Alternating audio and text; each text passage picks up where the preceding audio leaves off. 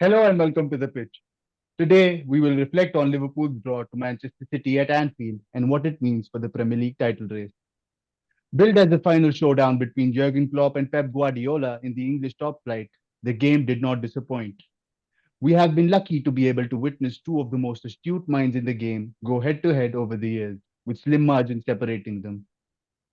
While Guardiola has the edge over Klopp when it comes to league titles won during their time in Manchester and Liverpool, respectively, the Spanish manager has rarely been able to get the better of the Reds at Anfield in the Premier League, with only one win in eight visits before the weekend. But when John Stones gave City the lead in the 23rd minute, it seemed like Guardiola was on course to ruin Klopp's farewell season and be in the driving seat in the title race. However, Liverpool's second half performance blew City out of the water, and they did not seem to have any answers for the home team's tenacity. Nathan Ake's misplaced pass early in the second half led to a mistake from Edison, who subsequently gave away a penalty, which Alexis McAllister dispatched with the cop at his back.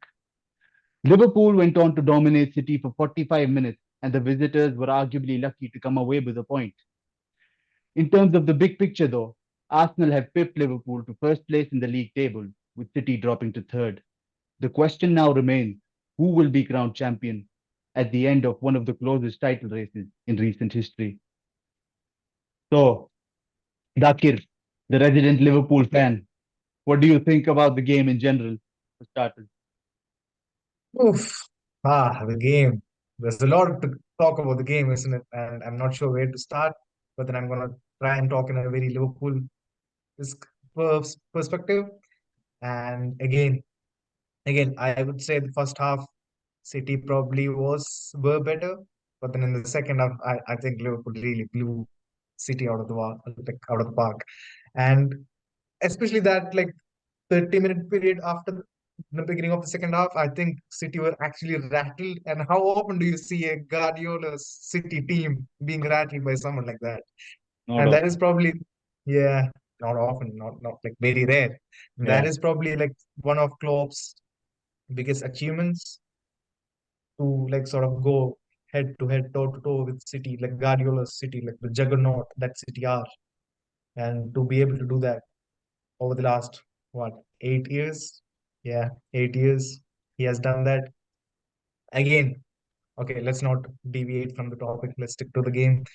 Again, as a Liverpool fan, I'm probably a bit disappointed because on XG, Liverpool probably had better chances. I think it was 2.55 to 1.6 in that ratio. And obviously, Luis Diaz's chance springs to mind. The Doku incident towards the end, was it a penalty or not? We probably will discuss it. And the second half performance felt like it was an occasion where Liverpool would grab that winner, but then it was never meant to be. And one thing I mean, the whole game sort of told me as a Liverpool fan is I feel like Klopp and Liverpool do not get enough credit for what they are doing this season, because at the start of the season we had like a renewed midfield. All the experienced guys, the Hendersons, the Milners were gone, Fabinho was gone, and then we had a bunch of new guys coming. McAllister, amazing player. Soboslai, really exciting. Endo, a bit brought in with a lot of skepticism from within the fans and like from rivals as well. And there was this doubt about how these three would fit into the team. That was one. And then towards like midway through the season, we have had a lot of injury issues. And if you look at the line yesterday, it was Van Dijk, and the rest of the defense was like a makeshift defense. Right? I mean, makeshift is probably harsh, but then it was Bradley at right back, Kwanzaa playing alongside Van Dijk, and then Gomez at left back. He's a centre back by trade, but then he's playing at left back, and then Kelleher at the back. I mean, probably in any other team, if you have that as a defense playing against City, you probably think, oh, they're going to take them to the cleaners. But Which then is what that is people probably, thought would happen. I mean, I got a different feeling, to be honest. No, that was not really a talking point ahead of the game. It felt like an even game since like even before a goal was kicked. I mean, at least from what I saw on social media. Maybe because I see Liverpool perspectives more, but then even then there was never a feeling that okay, this is going to be a hard, tough night for a tough evening for Liverpool. And those boys, particularly deserve a lot of credit for that. Kwanzaa was pretty mature. Bradley, for the time he was on the pitch, he was great. Gomez has done a great job in stepping up. Whatever he has played left back, right back, centre back, and even defensive midfield, and that has been great. Kelleher again. Allison is not an easy person to step. His boots are like hard to fill in, and but then he has done a great job. In the second half, there was this especially a good save. I don't know who it was. Was it Ford or Bernardo? I don't know. But then there was a great save as well. And again, in attack, you do not start with Salah, and then there is concerns about what who is going to do things like make things happen for you. Trent was not there. Trent and Salah are the people who make things happen for Liverpool. And even in their absence, Liverpool held their own, and it was really an impressive performance as a Liverpool fan. I wish we could get the win, but then I'm not too disappointed about it, I guess. Yeah, that was a brilliant performance from them, considering how many players they were missing. So, Felipe, going into the game, being a City fan, were you confident because of Liverpool's depleted squad? Yeah, you have to take that into consideration, don't you? How many players they were missing. They didn't have Salah fully fit for that game, which going to a game at Anfield and having that, like not having your main goalkeeper, maybe like your centre back pairing. Yeah, one of them is good, but there was some question marks over the other one. Like, how good is he going to defend against Haaland, which is probably one of the best strikers in world football at the moment in probably in recent years. Even at his time at Dortmund, he was probably one of the best strikers in the world.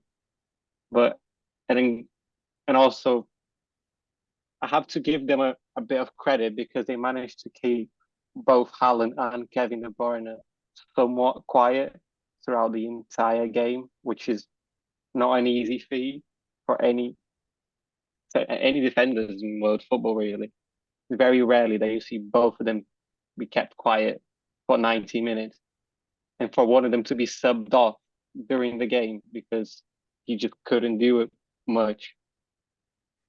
Yeah, but like going back, you always if you're supporting Man City, you always go confident to most of the games that you watch from them, just because Pep Guardiola and his job, like the job he's done over at City, it has been amazing since probably his second year there. So you have to feel confident, but also the toughest fixtures City have gotten in recent years were against Liverpool at Anfield. It was probably the toughest fixtures they had. But I was I couldn't say I was surprised with the result at the end because I thought it was going to be an even game, and it turned out to be an even game because I think City were probably the best team in the first half, but then in the second half, I'll probably say Liverpool were the better team in the second half, and they possibly could have won it. But also, City could have won it by just a lucky chance they had with Phil Foden, where goalkeeper punches the ball, it hits Phil Foden in the head, and nearly goes in.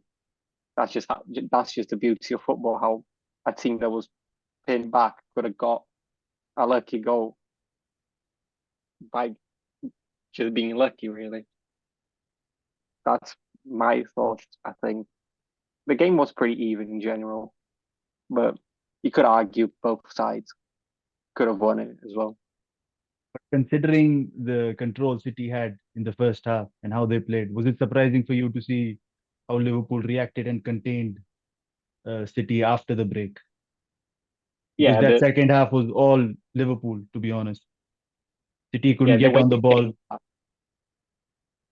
the way they came back in the second half was very surprising. It's like it was a different team, wasn't it? If you compare to their first half performance, because City couldn't do anything, and then they got an early penalty in the first half, which I think really changed the way the game went from that point forward. Just because of the fact you got the goal, which got everyone at Anfield thinking and pushing the team in to get another one, and he just kept pinning Man City back. I think, and then bringing on Salah, which makes the fan go even louder just because of the fact he's coming onto the pitch. And Liverpool have the same effect I think Messi had a few years ago, where people were celebrating him just warming up. Yeah, That's the impact Salah has. Yeah, of course he's an amazing player, but he has that impact on the atmosphere of the ground just because of what he's accomplished in his time at Liverpool. I think that second half was a testament to what Klopp has built at Liverpool. And no, I did not expect them to be as good as they were in that second half, considering they were missing five players from their starting lineup. You can count Allison, Trent, Konate, or Matip. One of them would have slid in for Kwanzaa. Joe Gomez as well is in a natural left back. Robertson plays there. Then you have Salah who was missing up front, and yeah, and they still managed to give City, I mean, dominate City, not even uh, give them any issues. It was them being the team in the driving seat for most of the game, and that was surprising for me to see. And that's what Klopp has built at Liverpool. It doesn't matter who the 11 players are on the pitch. Uh, they still perform week in, week out the same way. And it's their relentless pressing, their tenacity, their resilience in the face of defeat that they still come out on top. And being a Barcelona fan, know very well what the Anfield effect is. And I know what happens to teams at Anfield and how the atmosphere can crumble the opposition. So uh, now it will be interesting to see how with Klopp's departure, what Liverpool do after that, because it's one thing replacing good players. For example, if you lose Salah, you lose Mane, you lose Van Dijk, you can replace them with someone like Luis Diaz, Darwin Nunez. I mean, sure, they're not as good as Sadio Mane was, but they are still performing at Anfield. But changing a manager who has been as influential as Klopp, I mean, replacing him will be one of the toughest things, I think, for Liverpool this coming summer, regardless of who they buy or who they sell. I think Klopp is the main factor now. And I don't know, Dakir, what do you think will happen with Klopp's departure and who would you like at the helm? Again, that would be a conversation that we will have to have like a dedicated full podcast on, because Yeah, obviously there's a lot of moving parts to it. But then again, like you said, replacing Klopp is practically impossible. And especially it's not like he has been there for like a couple of years. He has been there for 8, 9 years. And he has basically built the Liverpool that we see right now. It's his brainchild or sorts. And for someone else to come in and take over the reins, it's not going to be easy at all. So obviously, the thing, the best, I mean, yeah, it would be stupid to expect a like for like replacement for Klopp, because there is no one else like Klopp. So again, I think what FSG are trying to do now is sort of take a different route, not take a different route, but then something they have always done before Klopp had like increasingly like more power at Liverpool. They always relied on like a proper structure, proper like structure in their, I mean, the structure was formed around data. They were like really reliant on data, like a group of people who gave them like proper insight, and their decisions were always backed by these informed people who relied on data. And right now there is excitement among Liverpool fans with the fact that Michael Edwards might be coming back in some power. Probably like it does not seem like he's coming back as a sporting director, probably in a bigger role within FSG more than Liverpool. But then he would be overseeing like these big decisions at the club. And he's Michael, Richard Hughes of Bournemouth. He is tipped to come in as a sporting director, and from what I've read and seen, he is like highly rated among the footballing fraternity, if you could say that. And he's friends with Michael Edwards as well. So I'd like to see how that partnership sort of works at Liverpool, and they will be integral to how Klopp is replaced at the club. And obviously, we know the big names at the moment are like Xabi Alonso and Ruben Amorim. And both of the they are exciting managers, but then they have different styles, at least their current clubs.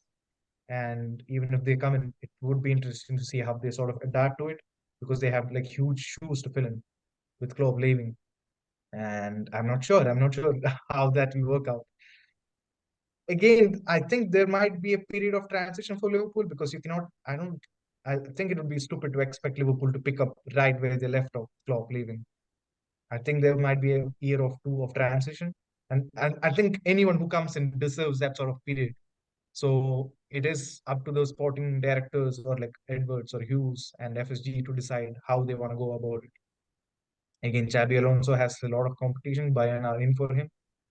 Real Madrid, somewhere down the line at least, will be in the picture for him. Ruben Amorim is young.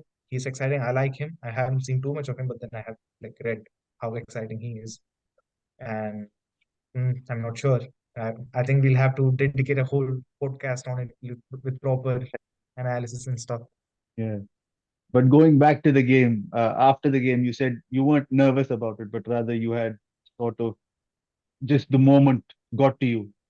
It was the moment of Klopp and Guardiola's final face-off in the league, and they might face off in the FA Cup if results go to plan. But in the Premier League, it was their final showdown, and you said you weren't nervous, but there were other feelings that you were experiencing at that moment.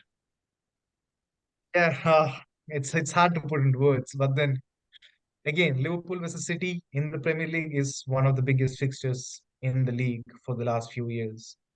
And every time you face City, it comes with a lot of nervousness. You are anxious throughout the day until kickoff, throughout the game, after the game ends, whether you win, lose, or draw, you have that feeling within you about how big the occasion is. And obviously, this time the stakes are even higher. Klopp is leaving, Premier League title on the line. Arsenal are in contention as well as a three-horse race this time. So there's a lot at stake. And you would think, oh, this is the perfect opportunity for Liverpool to stake the claim to win the title. But then at some point yesterday, it just hit me. I mean, I think it is a bit cheesy to say this, but then you can see it on my face when I say this.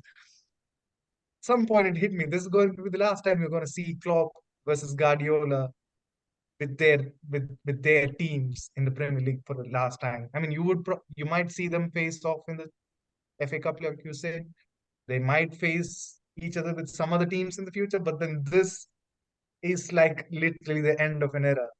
And Klopp and Guardiola for me is sort of epitomizes the modern football like scene, because in the past, when you think about football rivalries, you think about tackles, you think about ugly scenes, you think about players getting into heated arguments and fights and all that, red cards being shown and all that.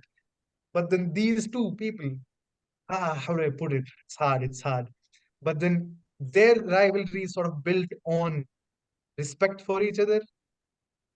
And I mean, you have your Salahs, you have your KDBs, you have your Haalands, all those. But when it comes to the game, it's in the end, it's Klopp's team versus Guardiola's team, and what those two teams do on the pitch, and that's it. I mean, before the game, you had the thing with Trent saying something about City, and the City Yeah, players sort of hitting back and all that. But when the game kicks off, it's Klopp versus Guardiola, and that's it. You might have like the best players on the pitch. That's not going to matter. And obviously, you saw the quality on the pitch. I mean, I think neutrals would have enjoyed it. Me as a Liverpool fan enjoyed. I mean, you have seen me watch other Liverpool games, yeah. but then last day, I was like laughing a lot. I was smiling a lot, and I mean, obviously there was nervousness and all that. Like there was like hard mouth moments and all that. But then I was just trying to enjoy the spectacle for one last time, and I think I got my money's worth in that way. Ah, I think Klopp has laid out the blueprint of how you counteract Guardiola's football. I think Mourinho was the first one to actually give Guardiola a tough time with the antics that Real Madrid had when they played the El Clasico. They were just a rough team. They were in Barcelona players' faces, did not let them have any time on the ball, and I think that's how you play against uh, any Guardiola team, and not just sit back. Because when you sit back, you give the quality players the time they need on the ball to make something happen. which they can easily do. Uh, so yeah, I think going forward, more and more teams should take away from what uh, Liverpool have done against City. And I think Arsenal, to an extent, Mikel Arteta is trying to do the same thing. He tries to play more offensive football against City, and not just that. The pressing is on point, the organization is on point, and that gives City a lot of troubles.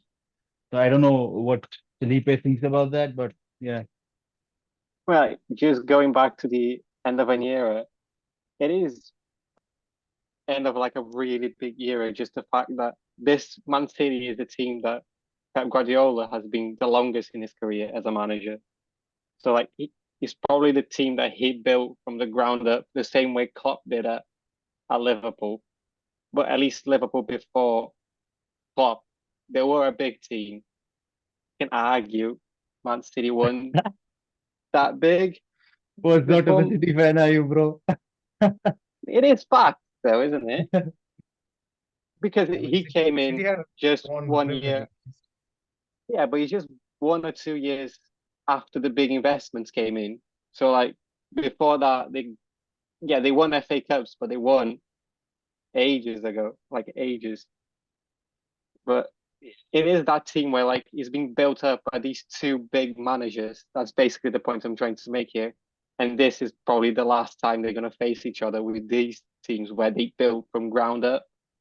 So like it is kind of sad in a way, but it's kind of funny how it ended in a draw. So like at the last showdown, they couldn't beat each other.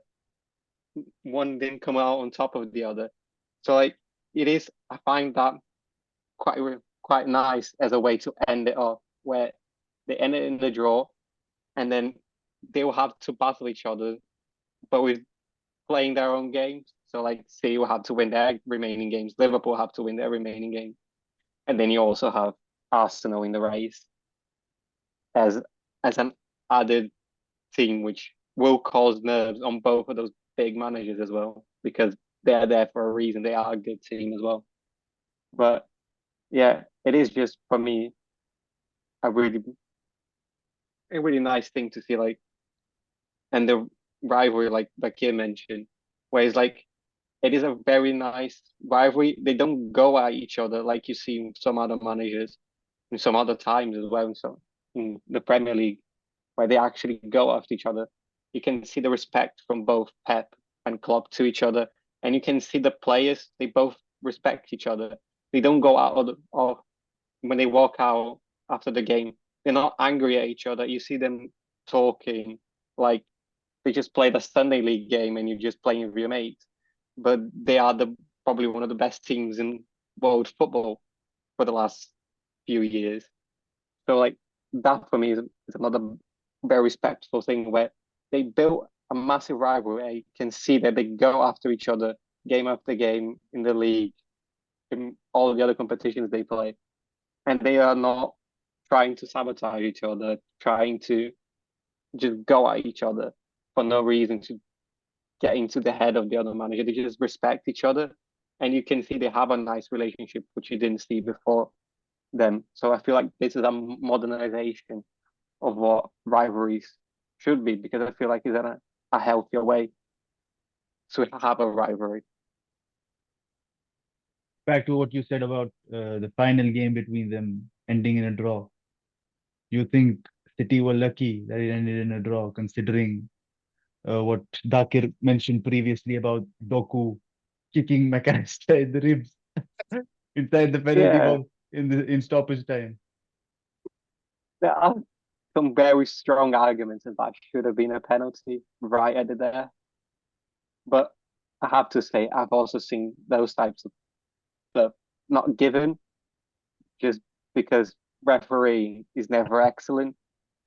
But yeah, some people might say that he got away with one there, but it's difficult to say because if you see on as a picture on a frozen frame, yeah, it looks quite clearly they should have been a penalty. But if you look on the live broadcast, it would have been a difficult one to call. I'm giving the referee at least like a reason why he hasn't given it, because on the during the pace and quite late on in the game, and I don't know if he had anyone in front of him. It might have been a bit of a challenge for him to see clearly what happened, but that which would bring us to question more what's VAR for if they haven't called that one into if they haven't called the ref to see that one. That's what their job should be at this point, but they haven't, and now it's done. Like you can't really go back at this point, can you? I'm on the fence about that as a neutral. And Dakir was too while we were watching the game. But have you changed your mind now, Dakir? It's a really hard one. I mean, there are strong cases for it being a penalty because it's a high boot and it's on the chest. Yeah. And did he get the ball first? Yeah, Yeah, he did. I think so. He did poke the ball away. Yeah. But then if its But then it was boot a is high still boot, like so that yeah, high. doesn't matter. But then I guess it was the timing of the incident, it being so late, and obviously the magnitude of the game itself. Probably they did not want to take a again the refereeing and the VR system. I mean, you can go on and on about it, but then you're not going to get anywhere with that argument. So I'm okay with it, letting it go for now. But then yeah, let's see how it affects the table at the end of the season. Yeah. So Well, yes, sorry, just one thing. Because we're so late into the league season, that literally could decide who wins the league at this point. Something as simple as that.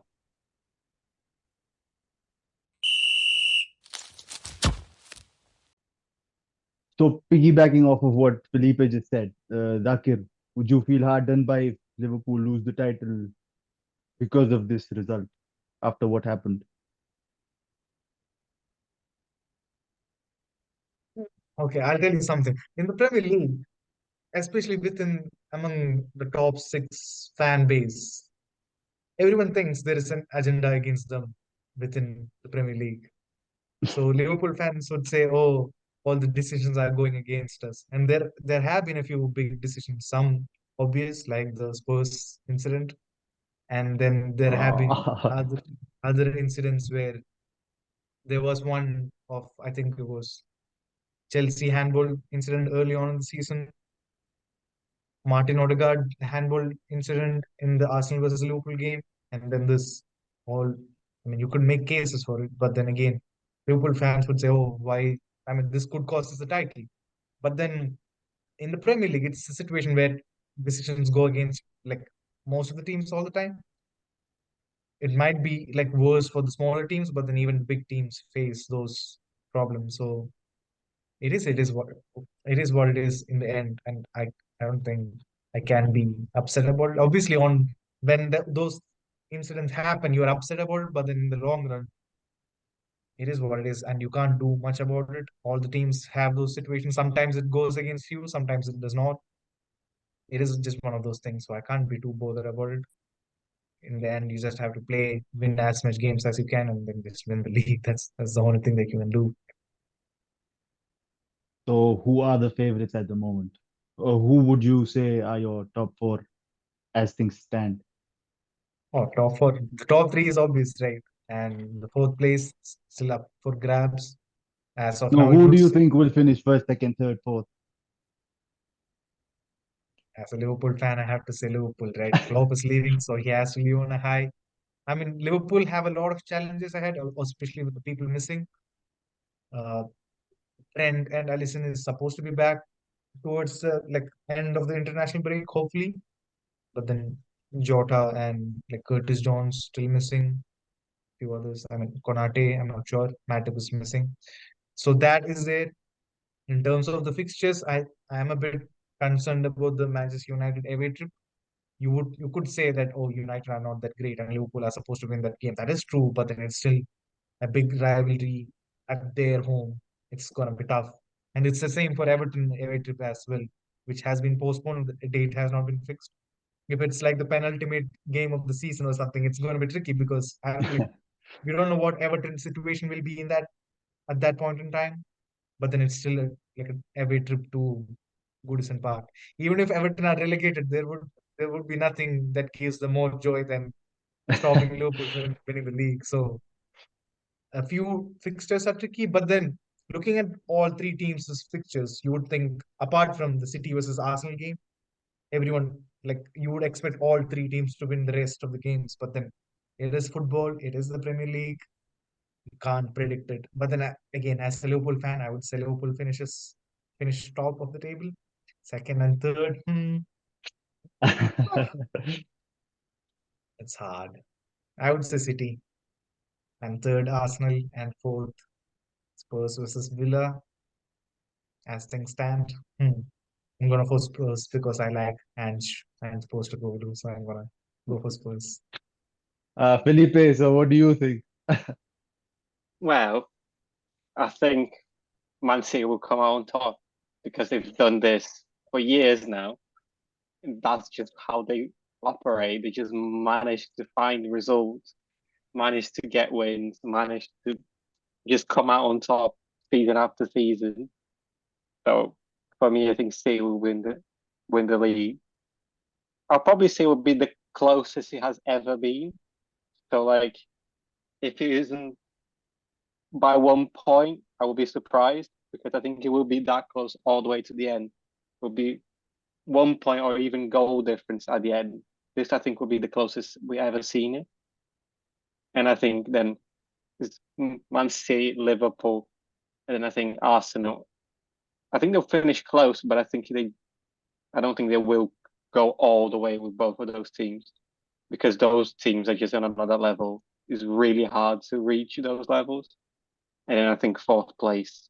I will give it to Villa just because I want a nicer story than having Spurs in the Champions League. I want to have Villa in the Champions League. I think they're a bit better.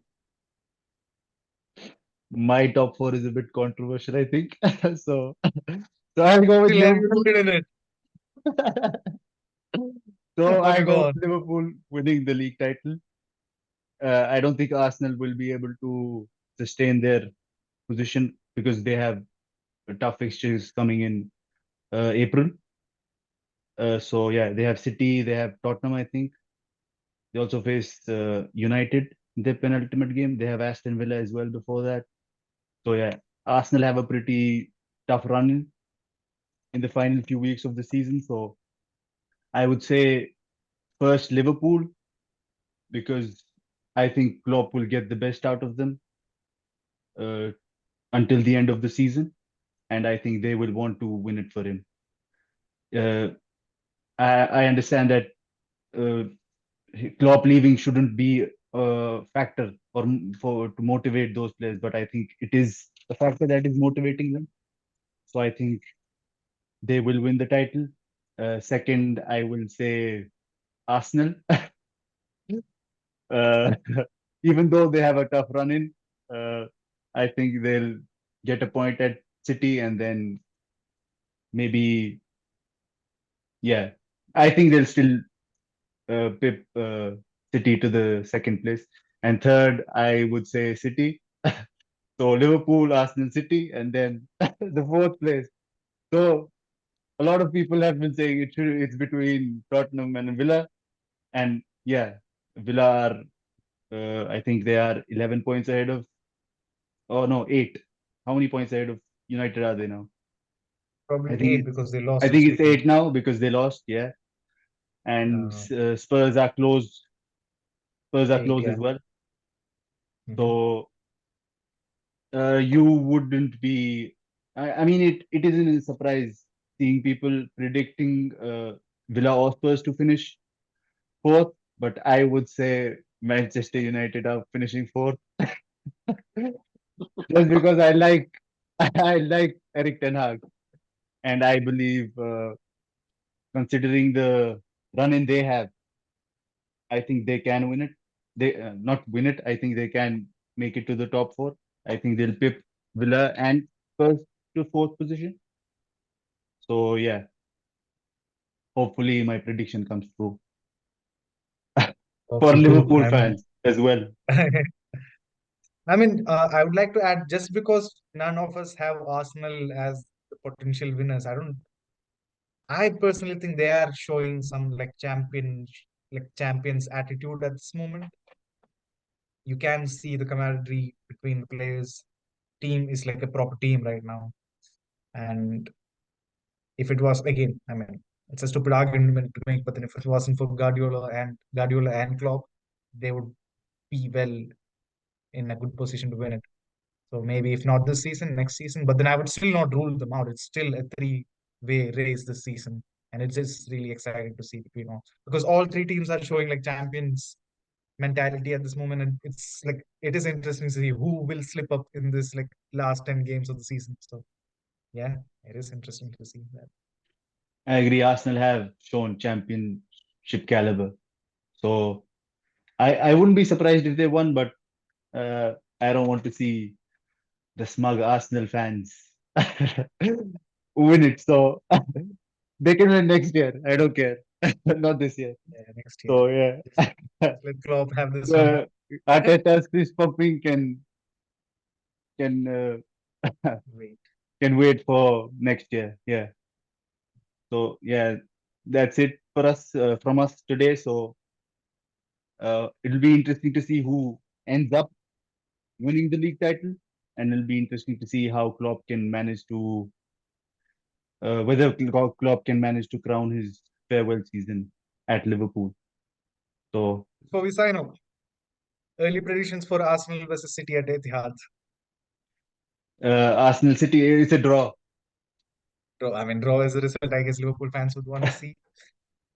Felipe, what about you? Arsenal Sorry, can versus you City. Arsenal versus City? It'll be close, but it won't be as close to Liverpool City was. I think City will come out on top of that one. Interesting. Let's see. What do you think? Oh, me. Whoosh. It's the Etihad. Arsenal are in good form, but then it's the Etihad. I think it's gonna be a draw. I'm Yeah, manifesting a draw. a draw. Yes. Yeah. Let's see. There is a So few those more were weeks our to go for it. thoughts. Hopefully, we'll see you next time as well. Until then, goodbye. Yep. Goodbye. See you guys in the next one. See you in the next one.